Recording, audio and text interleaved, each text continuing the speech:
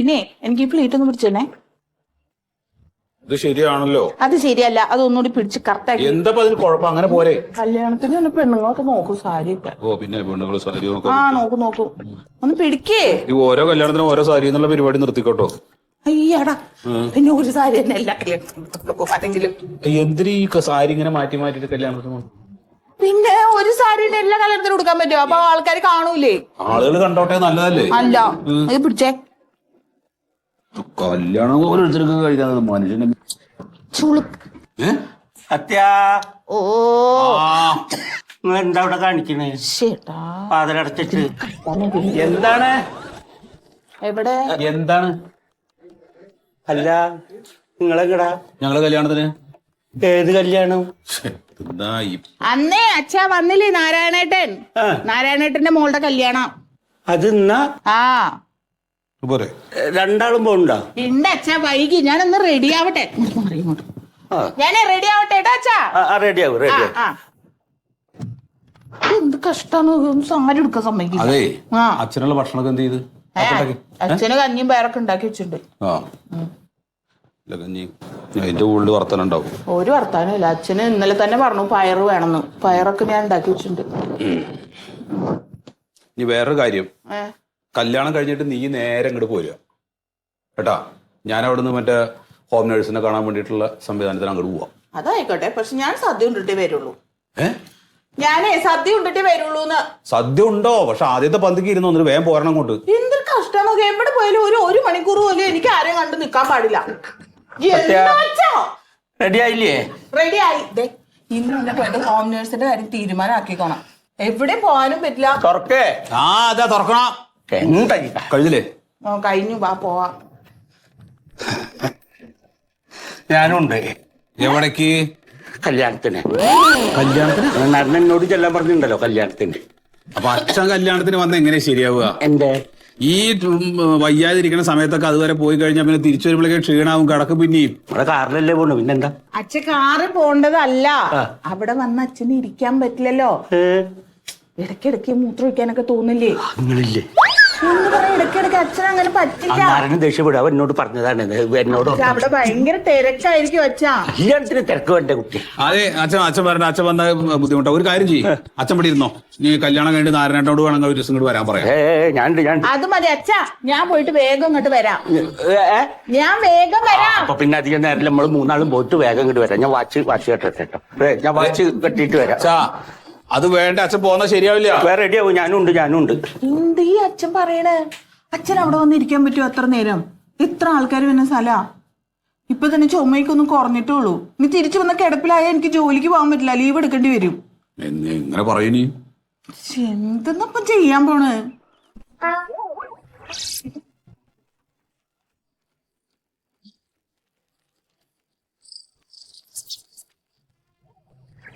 ബാഗില്ലേ?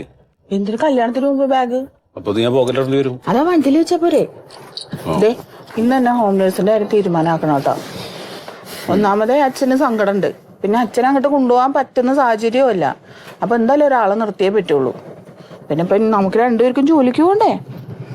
പിന്നെ ആ ഓഫീസിൽ പോയി ചോദിക്കുമ്പോ ഒരു കാര്യം കൂടെ ചോദിക്കണം. Police clearance certificate. അതിപ്പോ നിർബന്ധമാണ്. അങ്ങനെയുള്ള ആൾക്കാരെ നമ്മൾ വിളിക്കാവുള്ളൂ.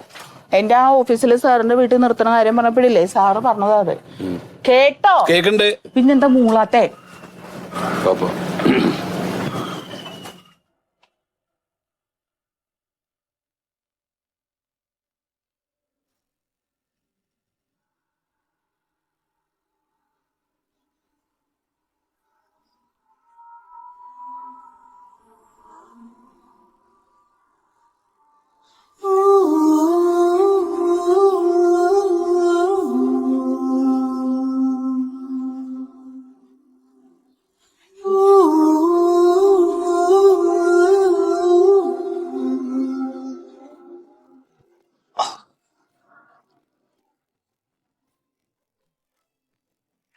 രാഘവാ,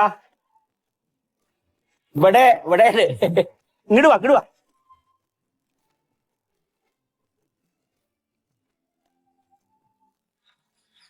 ഉന്റെ രാഘവ, ഇത്തിരി നേരത്തെ വരാറുന്നില്ലേ നീ?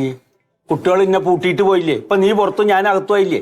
ഊട്ടിയാ? ആ അതിന് നാരായണന്റെ മോളുടെ കല്യാണത്തിന് പോവാണ് അവര്. ഏടാ നാരായണന്റെ? നമ്മുടെ കൂടെ 4ാം ക്ലാസ് പഠിക്കുമ്പോ ട്രൗസർ തൂറിയ നാരായണൻ ഓർമ്മയില്ലേ? അതെ അതെ. ഓന്റെ മോളെയാ? ആ മോളെ കല്യാണം? മോളുടെ കല്യാണാണ്. എന്നെ വിളിച്ചിട്ടില്ല. അത് മറന്നതാവും. ഇപ്പൊ എന്നെ വിളിച്ചോ? അപ്പൊ ഞാനും കൂടെ ഉണ്ടെന്ന് പറഞ്ഞപ്പോഴേ കുട്ടികൾ എന്നെ കൂട്ടിയിട്ട് അങ്ങോട്ട് പോയി. അല്ല, അവരെ കുറ്റം പറഞ്ഞിട്ട് കാര്യമില്ല. ഞാൻ ഈ മണിക്കൂറിന് കക്കൂസ് പോണ ആളല്ലേ. ഇപ്പൊ അവർക്ക് ഇപ്പൊ എന്നെ നോക്കാൻ പറ്റണ്ട. ഇനിയിപ്പൊ എങ്ങനെ നമ്മള് കളിക്കുക? ഇത് ഞാൻ കൊടുത്തിട്ടുണ്ട്. നീ പുറത്ത് ഞാൻ അകത്തുപോയില്ലേ? അയ്യോ, ഇപ്പൊ ഇതിന്റെ ഉള്ളിൽ കൂടെ കൈയിടാൻ പറ്റുമോ എനിക്ക്? നോക്കട്ടെ. ആ ഞാൻ കളിക്കാം. എങ്ങനെ? കളിക്കാം. ഞാൻ കസേര എടുക്കാം. കസേര ഇടാം. അതെ കസേര. എങ്ങനെ?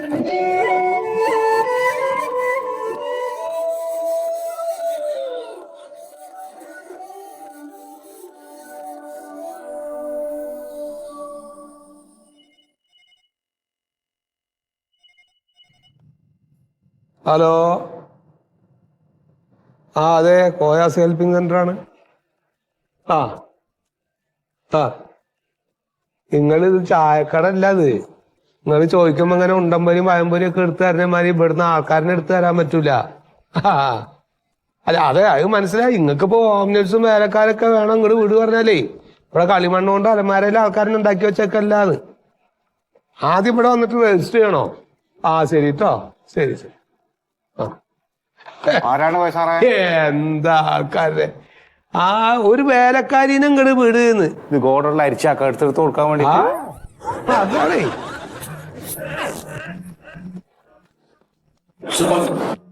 വലൈക്കും അസ്സലാം. അതെ, എന്താ ഞാൻ കാട്ടേണ്ടത്? എന്തേ? ഇവിടെ നിങ്ങൾ എന്റെ പെരയിലേക്ക് പറഞ്ഞൊരു ഹോർഡേഴ്സ് ഇല്ലേ? 3 ദിവസമായി ഓള് പെരയിലേക്ക് വന്നില്ല. വന്നിട്ടില്ലാന്ന്. എന്താണ്? ഫോൺ വിളിച്ചിട്ട് എടുക്കണില്ല. എന്താന്ന് ഇപ്പൊ എന്നോട് ചോദിക്കണം. നിങ്ങൾ വിളിച്ചു ചോദിച്ചു ഓളോട്. ഓളെ പേരെന്തത്? സുശീല. സുശീലയാ? ആ എന്തേ? ഡയഗ്നോക് ഡിസ്റ്റീരിയ വാട്ടർമ എന്ന മാരകമായ രോഗം വിട്ട് അമ്മ ആശുപത്രിയിലാ. പാവം ഓളും ആശുപത്രിയിലാ. എങ്ങനെ വരല്? പഠിച്ചറബി. എന്നാ പിന്നെ ഓളോ അത് വിളിച്ച് പറയണ്ട സാറേ. അതല്ല മര്യാദ. സാറേ എനിക്ക് വരാൻ പറ്റൂല, നിങ്ങൾ ആടെ ഒന്ന് പോയി പറയുന്ന ഓള് പറയണ്ട. അത് ഓള് ചെയ്തില്ല. അത് പറഞ്ഞില്ല അല്ലേ? ആകെ ഇടങ്ങറായി. എനിക്ക് പണിക്ക് പോകാൻ പറ്റുന്നില്ല. എന്റെ മോന് കോളേജിൽ പോകാൻ പറ്റുന്നില്ല. പെണ്ണുങ്ങളെ കാര്യം ആരും നോക്കൂ. പെട്ടെന്നേ എല്ലാ വിഷമത്തില് ചിലപ്പോ അവര് വിട്ടുപോയതാവും. ആശുപത്രി കേസല്ലേ? മതി, കുഴപ്പമില്ല. നമുക്ക് ആക്കി തന്നാ നിങ്ങൾ.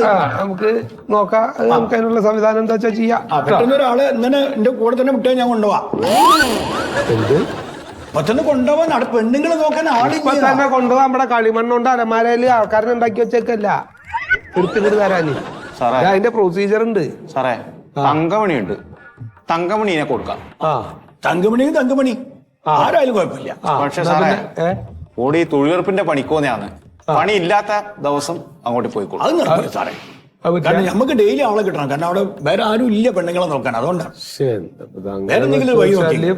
പിന്നെ ആണുങ്ങളാരെങ്കിലും എന്തിട്ടങ്ങൾ പറഞ്ഞു എന്റെ പെണ്ണുങ്ങളെ കുളിപ്പിക്കാനും ഡ്രസ്സ് മാറ്റാനും ആണുങ്ങൾക്ക് കൊണ്ടുപോയി. അല്ല, ഞാൻ പെട്ടെന്ന് എന്താ വെച്ചാൽ ഈ മറ്റേ മെയിൽ നേഴ്സുമാർ ഒരുപാടുണ്ടേ. അത് നമുക്ക് കിട്ടാൻ കുഴപ്പമില്ല. പെണ്ണുങ്ങളെ ഒന്ന് നോക്കുണ്ടേ? വേറെ നോക്കി നോക്ക്. ജാതി മതമൊന്നും നമുക്ക് പ്രശ്നമല്ല. അല്ല, പ്രശ്നമാക്കിയാൽ കാര്യമില്ല, പണി നടക്കില്ല. വന്നോട്ടെ. പൈസ കുറച്ച് കൂടുതൽ കൊടുക്കേണ്ടി വരും. ദൂരത്ത് അവര് ഇത്തിരി അകലുള്ളവരാ. വരുമ്പോ ഒരു വണ്ടി ബസിന്റെ പൈസ അല്ലേ നമ്മള് കൊടുക്കും. അതൊന്നും കുഴപ്പമില്ല. അങ്ങനെ വെച്ചാ പിന്നെ അത് എത്ര പൈസയാകുമ്പോ അത് കറക്റ്റാ. കുഴപ്പമില്ല. ആയിക്കോട്ടെ. എന്നാ ശരി, നിങ്ങൾ ത്രേസ്യാമനെ അങ്ങോട്ട് വിട്ടാ മതി. അവിടെ ഇരിക്കുങ്ങള് എന്തേ? അതിന്റെ കാര്യങ്ങൾ ശരിയാക്കണ്ടത്. എവിടേക്ക് ഓടണേ? ഇനി എന്ത് കാര്യമാണ്? അതിന്റെ 1500 അതിന്റെ സർവീസ് ചാർജ് അടക്കണോ? പിന്നെ രജിസ്ട്രേഷൻ ഫീ 3500 ഉണ്ട്. പിന്നെ ഒരു മാസത്തെ വരെ ശമ്പളം കൊടുക്കണത് അഡ്വാൻസ് ആയിട്ട് അടക്കണം 12000 അല്ലാന്ന്. ഇതൊക്കെ ഞാൻ സുശീലക്ക് വേണ്ടി തന്നിട്ടുണ്ടല്ലോ. സുശീല പോയില്ലേ? സുശീല പോയിട്ട് സുശീല ആകെ 6 ദിവസമേ വന്നിട്ടുള്ളൂ വീട്ടില്.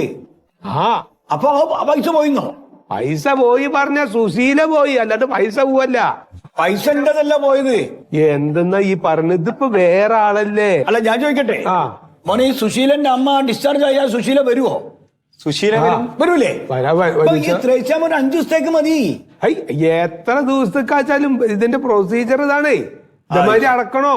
സുശീല ഇപ്പൊ അവിടെ വന്ന് പണി കഴിച്ചാൽ പിന്നീട് നിങ്ങള് സുശീലക്ക് തന്നെ വേണ്ടിട്ട് വീണ്ടും ഒരു 12000 അടക്കണ്ട. അതിന്റെ ആവശ്യമില്ല. ഇതിപ്പോ വേറൊരാളാണ്, വേറൊരു വ്യക്തിയാണ്. ഇവർക്ക് ഇത് കൊടുത്തില്ല ഇവര് ലേബർ ഓഫീസിൽ പോയിട്ട് ഒരു കംപ്ലൈന്റ് ചെയ്താൽ ഞങ്ങൾ കൊടുങ്ങൂലേ?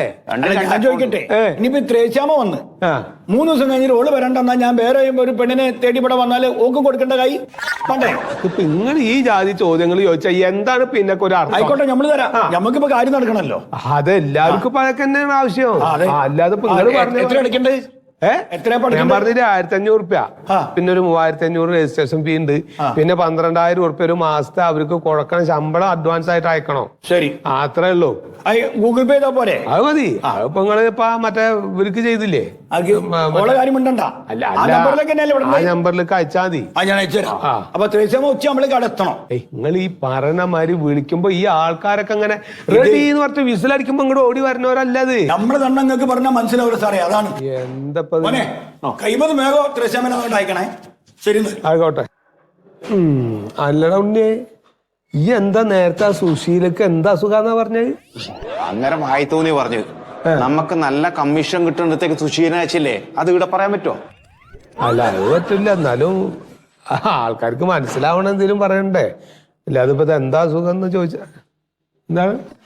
വരും. ഞാൻ രാവിലെ ഫോൺ ചെയ്തിരുന്നു. ഞാൻ രാവിലെ വിളിച്ചിരുന്നേ. അച്ഛനെ നോക്കാൻ ഒരാളെ വേണമെന്ന് പറഞ്ഞിട്ട് ഒരു ഫോൺ. എന്റെ പേര് സത്യശീലൻ. സത്യശീലൻ അല്ലേ? നിങ്ങളുടെ വീട് എവിടെയെന്ന് പറഞ്ഞു? വീട് ഇവിടുന്ന് ഒരു 10 കിലോമീറ്റർ മാറിയിട്ടാണ്. ആണ് അല്ലേ? അച്ഛനിപ്പോ എത്ര വയസ്സായി? അച്ഛനിപ്പോ ഒരു 80 വയസ്സിന്റെ മുകളിലുണ്ടാവും, 85. എന്താ വെച്ചാലേ ഇതിപ്പോ ഈ മെയിൽ നേഴ്സിനെ കിട്ടാനാണ് ഏറ്റവും ബുദ്ധിമുട്ട്. സ്ത്രീകളാച്ച കുഴപ്പമില്ല, അത് നമുക്ക് ആവശ്യാനുസരണം വേണമെങ്കിൽ ഉണ്ട്. അങ്ങനെ പോവാനായിട്ട് തയ്യാറാണ്. ഞങ്ങള് രാവിലെ ഇപ്പൊ ഞാനും വൈഫും ഓഫീസിൽ പോകും. അപ്പോ തിരിച്ച് വരുന്നത് വരെ വീട്ടിലൊരാളുണ്ടാവണം. അച്ഛന് ഗുളിക എന്തെങ്കിലും എടുത്തു കൊടുക്കണം, പിന്നെ മരുന്ന് വേണല്ലോ. അതെ, അത്ര വേണം. വേറെ അസുഖമൊന്നുമില്ല? ഇല്ല, വേറെ അങ്ങനെ ബുദ്ധിമുട്ടുള്ളതൊന്നുമില്ല. ശരി. അതിന്റെ ഒരു രജിസ്ട്രേഷൻ ഫീ ഉണ്ട്, പിന്നെ ഒരു സർവീസ് ചാർജ് അടക്കണം. സർവീസ് ചാർജ് എന്ന് പറഞ്ഞാൽ 1500 റുപ്യ, 3500 റുപ്യാണ് രജിസ്ട്രേഷൻ ഫീ. പിന്നെ ഒരു മാസത്തെ വരെ ശമ്പളം അഡ്വാൻസ് ആയിട്ട് അടക്കണം ആദ്യം. അത് 12000 മുതലാണ്. ഒരു മാസം 12000 റുപ്യ. അതെ, 12000 അല്ല, ഇപ്പൊ 15000 ആണ്. നമുക്ക് എന്തെങ്കിലും അഡ്ജസ്റ്റ്മെന്റ് ഒക്കെ ചെയ്യാം. പിന്നെ അത് നോക്ക്, പറ്റിയ ആരെങ്കിലും ഉണ്ടാ നോക്ക്. നോക്കാണല്ലോ അല്ലേ നമ്മള് പറഞ്ഞ കാര്യങ്ങള്. ഇന്റർനാഷണൽ ലെവലിന് ആളുണ്ട്, മന്മഥൻ. ഓ മന്മഥ എക്സ്പീരിയൻസ് ഉള്ള ആളാണ്. ഹോം നേഴ്സായിട്ട് ഗൾഫിൽ ഒരുപാട് കാലം വർക്ക് ചെയ്ത ആളാണ്. ഗൾഫിലൊക്കെ ഉണ്ടായിരുന്ന ആളാണ്. എന്നാ പിന്നെ അത് മതി.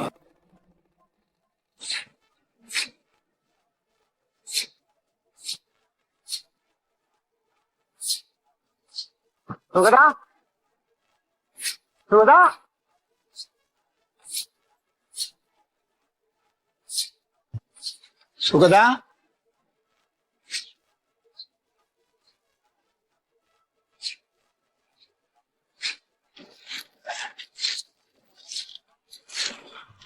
സുഗത,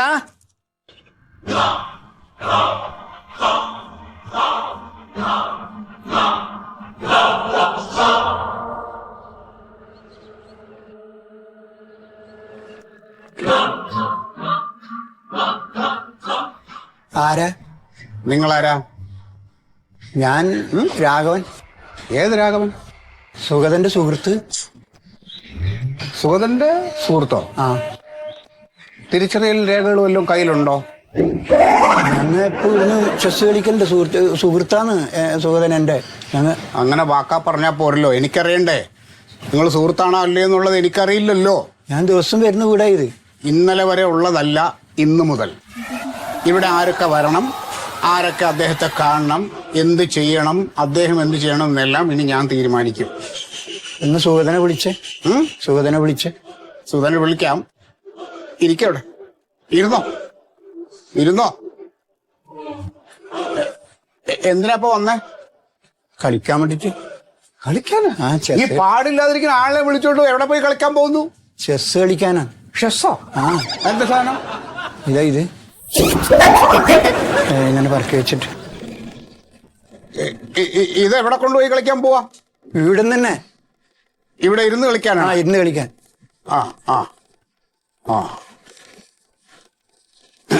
എന്താ പേര് പറഞ്ഞേ? രാഘവൻ. രാഘവൻ. അറിയാന്ന് ഞാൻ ചോദിച്ചു നോക്കട്ടെ.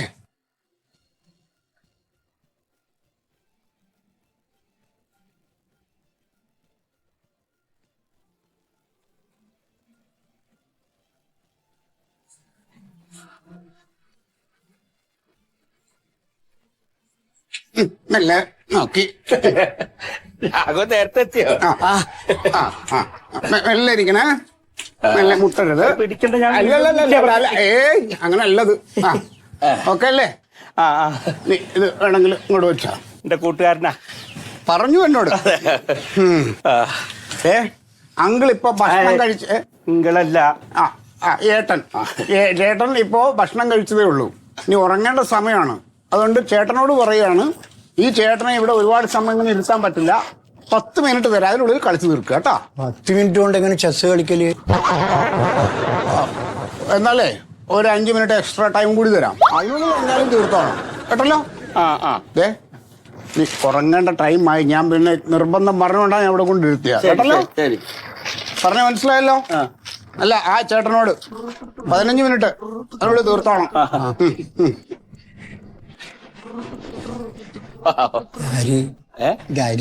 ഹോം നേഴ്സാ, ഇന്നലെ വന്നതാ.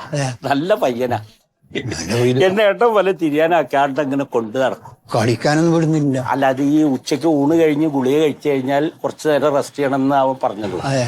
രാവിലെ വന്നാൽ മതി. ചായ കുടിച്ചു കഴിഞ്ഞാൽ പിന്നെ ഉച്ച വരെ സമയമുണ്ട്. ഇതൊക്കെ അവൻ സമ്മതിക്കും. സമ്മതിക്കുക. പിന്നെ മക്കള് പോലും ഇങ്ങനെ നോക്കില്ല.